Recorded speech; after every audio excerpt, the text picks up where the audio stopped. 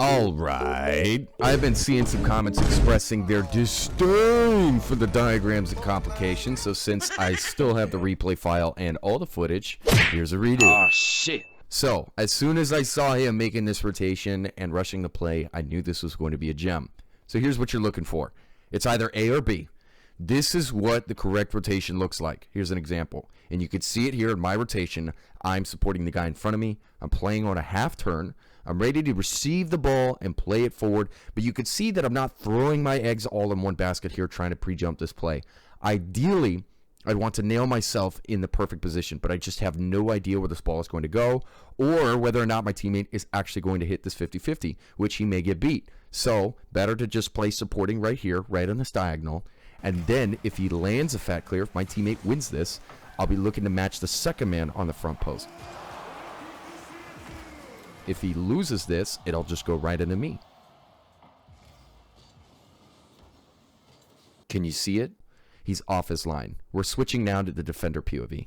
So I'm going to try to get Zodiark to identify these small little dispositions so he can nail his team some space. Because J-Law should absolutely play respectful of what the second man can do and not play so aggressive.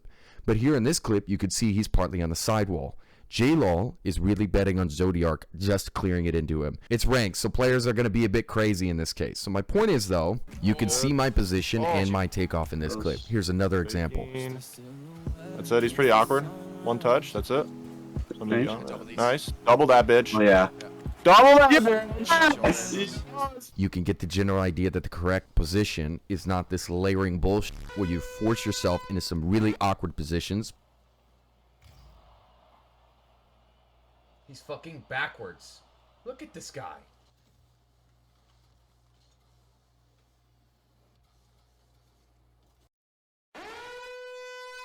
Oh, hell no, man. What the fuck, man?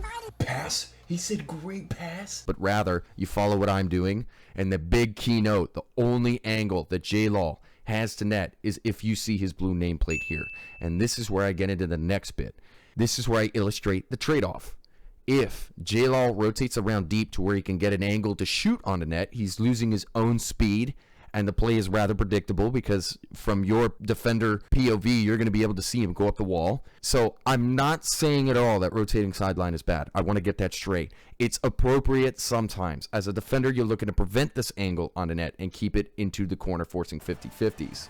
I'm talking about this position in particular, and you can see even in this clip, for example, I rotate sideline, right? This is good. On offense, you're really looking to go into that sideline because then you can open yourself up for a shot or pass. On defense, you're trying to close this down as much as possible. So if J-Law were to rotate deep to get an angle off into net, you as a defender in Zodiark's position would be able to nicely close down the angle.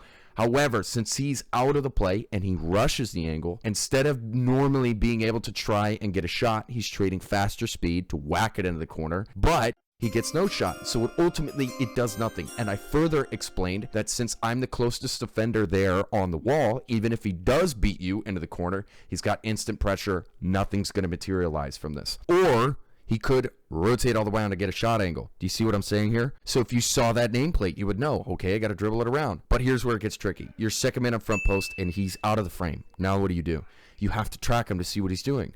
If he's off his line trying to pre-jump you, then Zodiark knows that it's not wise to whack it to the wall because it's already covered.